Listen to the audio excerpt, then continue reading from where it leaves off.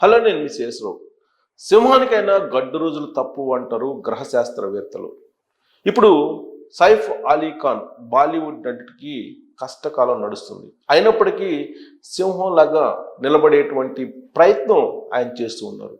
తీవ్రమైనటువంటి కత్తిఘాట్లకు గురైనటువంటి సైఫ్ అలీ ఖాన్ ఆసుపత్రులకి వెళ్ళడానికి 7 ఏళ్ల బాలుడితో కలిసి ఆటో ఎక్కి ఆసుపత్రికి చేరుకున్నారు. ఈ విషయాన్ని తాజాగా ముంబై పోలీసులకి ఆటో డ్రైవర్ ఇచ్చినటువంటి వాంగ్మూలం. 7 ఏళ్ల బాలుడితోటి నడుచుకుంటూ ఆటో వద్దకు వచ్చి సైఫ్ అలీ ఖాన్ ఆటో ఎక్కి ఆసుపత్రికి వెళ్ళాడు నడుచుకుంటూ అనేది ఆయన చెప్పినటువంటి మాట. ఆ మాటలు కనుక మనకి పరిగణలోకి తీసుకుంటే 7 కత్తిపోట్లు బలంగా దిగినప్పటికీ నిజమైనటువంటి హీరోగా ఆయన నడిచి వెళ్ళాడు అని అంటే సింహం అని చెప్పి అనాల్సిందే సైఫ్ అలీ ఖాన్. అయితే ఆ కత్తిపోట్ల వెనుక జరిగినటువంటి వ్యవహారం ఏంటి, మిస్టరీ ఏంటి అనే దాని మీద రకరకాల ఊహాగానాలు, రకరకాల అభిప్రాయాలు, రకరకాల ప్రచారం జరుగుతూ ఉంది.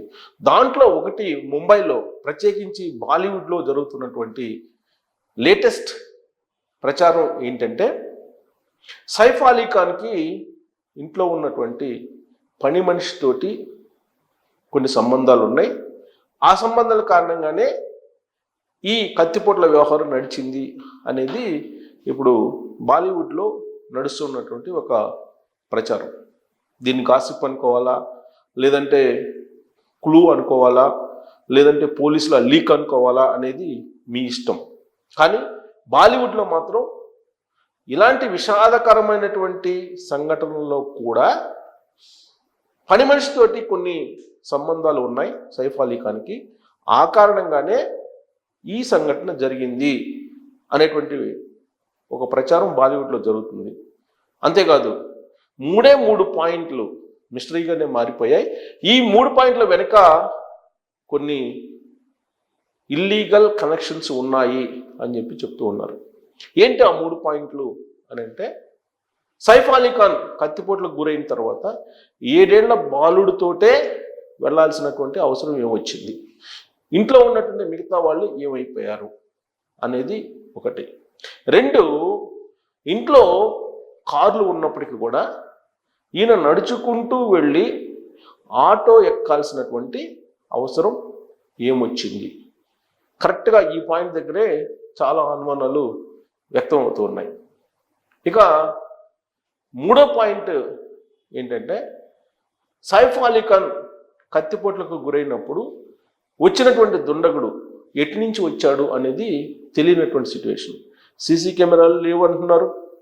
అక్కడ బుక్ ఏదైతే విఐపీస్ బుక్, లేదంటే విజిటర్స్ బుక్ ఏదైతే ఉంటుందో అది లేదని చెప్పి పోలీసులు చెప్తూ ఉన్నారు. ఈ 3 పాయింట్స్ని కనుక తీసుకుంటే అసలు ఈ కత్తిపోట్ల వెనుక ఏం జరిగింది అనే దాని మీద ఒక మిస్టరీ కనిపిస్తూ ఉంది. ఆ మిస్టరీని ఛేదించేటువంటి పనిలో ఇప్పుడు ముంబై పోలీసులు ఉన్నారు. ప్రత్యేకించి దయా నాయక్, ఆయన ఎన్కౌంటర్ స్పెషలిస్ట్. దాదాపు 80 మందిని ఎన్కౌంటర్ చేశారు. చోటా షకీల్ గ్యాంగ్ తోటి ఆయన పోరాడారు అని చెప్పి ఆయనకి పేరుంది. ఎట్ ద సేమ్ టైం ఆయన పెద్ద అవినీతి పరుడు, అక్రమాలు చేసేటువంటి పోలీస్ ఆఫీసర్గా కూడా పేరుంది. సస్పెండ్కి గురయ్యి మళ్ళీ సస్పెండ్ నుంచి రివోక్ చేసుకుని ఇప్పుడు పోలీసు విధుల్లో ఉన్నారు. ఆయన ఇన్వెస్టిగేషన్ చేస్తూ ఉన్నారు. ఆ ఫ్లాట్కి వచ్చినప్పుడు, సైఫ్ అలీ ఖాన్ ఇంటికి వచ్చినప్పుడు దయానాయక్ ఆ మొత్తం సీన్ని పరిశీలించారు. పరిశీలించిన తర్వాత అసలు ఎటువైపు నుంచి దుండగుడు వచ్చారు అనే దాని మీద ఒక్క క్లూ కూడా లభించలేదు ఆయనకి.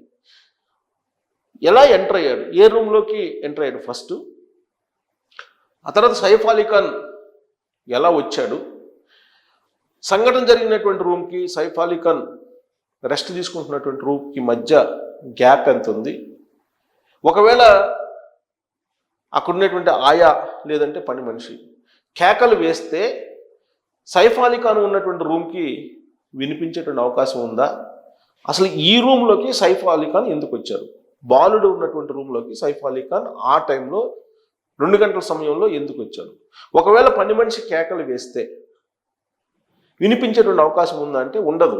ఎందుకంటే క్లోజ్డ్ డోర్స్ ఉంటాయి. సెలబ్రిటీస్ ఏసీ వేసుకొని లోపల పండుకొని ఉంటారు. దాదాపుగా శబ్దాలు వినిపించవు వాళ్ళకి. రాత్రి సమయాల్లో వాళ్ళని ఎవ్వరూ డిస్టర్బ్ కూడా చెయ్యరు. ఒక రూమ్ నుంచి మరొక రూమ్కి వినిపించేటువంటి అవకాశమే లేదు. మరి దొండగుడు వచ్చి బాలుడు రూమ్లోకి వచ్చినప్పుడు సైఫ్ అలీ ఖాన్ ఎలా వచ్చాడంటే పని మనిషి కేకేస్తే వచ్చారని చెప్పి పోలీసులు చెప్తూ ఉన్నారు తొలి రోజు. కానీ పని మనిషి కేకేస్తే వినిపించేటువంటి అవకాశం ఉందా? సాధారణంగా సామాన్యుల ఇళ్లలో ఏ విధంగా అయితే విస్తీర్ణం ఉంటుందో అలా ఉండదు సెలబ్రిటీస్లో. సెలబ్రిటీస్ యొక్క ఇల్లు చాలా విశాలంగా ఉంటుంది. వాళ్ళ హాలే 2-3 సామాన్యుల ఇళ్ళలాగా ఉంటుంది. దాదాపు 2-3 ఎకరాల్లో ఇల్లు కట్టుకొని ఉంటారు. ప్లస్ వాళ్ళ ఫ్లాట్ ఒకళ్ళు తీసుకున్నా కానీ దాదాపు 5,000-10,000 చదరపు అడుగులు తీసుకుంటారు. ఎస్ఎఫ్టీ అంత ఉండేటట్టు తీసుకుంటారు. మరి ఇంత విస్తీర్ణంలో ఉండేటువంటి ఫ్లాట్లో ఒక మనిషి కేకేస్తే రెండో మనిషి వచ్చేటువంటి అవకాశం ఉందంటే ఉండనే ఉండదు. మరి సైఫ్ అలీ ఖాన్ ఆ రూమ్లోకి ఎందుకు వచ్చారు? పని మనిషి ఉండేటువంటి రూమ్, పని మనిషి అక్కడ ఎందుకు ఉంది అసలు? ఆ సమయంలో బాలుడు అక్కడ నిద్రిస్తున్నప్పుడు పని మనిషి అక్కడ ఎందుకు ఉంది 2 గంటల సమయంలో?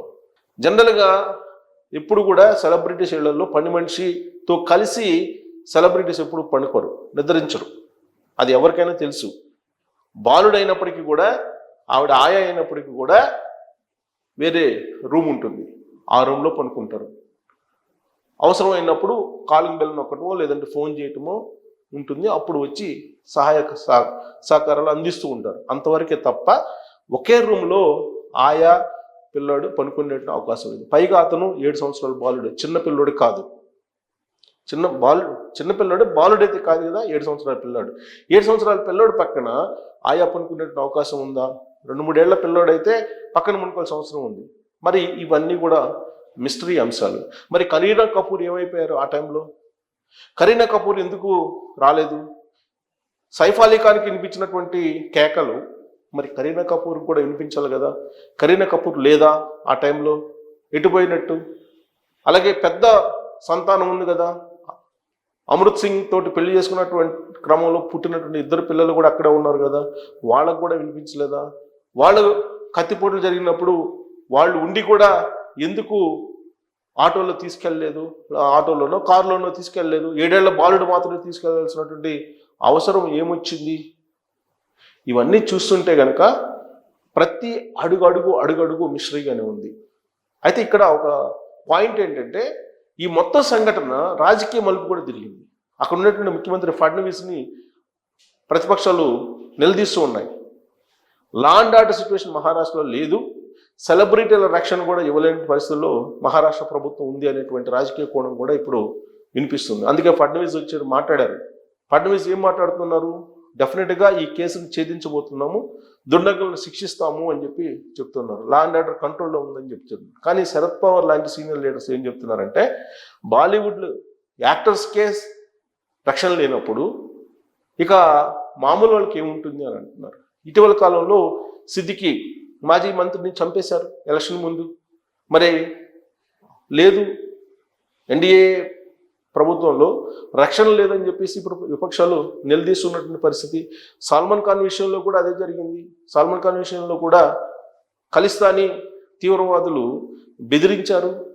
బెదిరించి కాల్పులు జరిపినటువంటి సందర్భం, అలాగే వార్నింగ్ ఇచ్చినటువంటి సందర్భం, ఇవన్నీ చూసిన తర్వాత పొలిటికలైజ్ అయిపోయింది. ఇప్పుడు సైఫ్ అలీ ఖాన్ కత్తిపోట్ల సంఘటన మొత్తం రాజకీయ రంగు పులుముకున్నటువంటి క్రమంలో అసలు ఇది ఇంటిలో వాళ్ళు చేసినటువంటి వ్యవహారమా లేదంటే బయట వ్యక్తులా అని అంటే ఇప్పుడు తాజాగా ముంబై పోలీసులు అనుమానిస్తుంది ఏంటని ఇంట్లో ఉండేటువంటి వాళ్ళే ఆస్తుల కోసం సైఫ్ అలీ ఖాన్ చంపేయాలనుకున్నారు అనేటువంటి ఒక అనుమానాన్ని వ్యక్తం చేస్తూ అలాంటి క్లూస్ కోసం ఇప్పుడు వెతుకుతూ ఉన్నారు.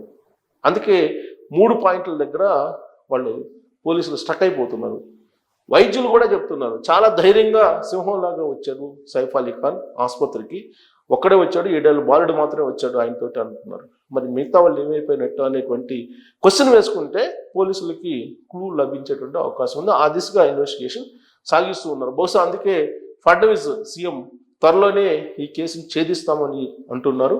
మరి దీంట్లో పొలిటికల్ యాంగిల్ ఉందా లేదంటే కుటుంబీకుల ఆస్తుల వ్యవహారమా లేదంటే సైఫ్ అలీ ఖాన్ శత్రువులు ఎవరైనా జొరబడ్డారా, అసలు ఏం జరిగి ఉంటుంది ఈ సంఘటనలో, అసలు ఈ సంఘటన పొలిటికల్ కోణం నుంచి చూడొచ్చా అనే దాని మీద కామెంట్ రూపంలో మీ అభిప్రాయాన్ని తెలియజేయచ్చు. Thank you very much.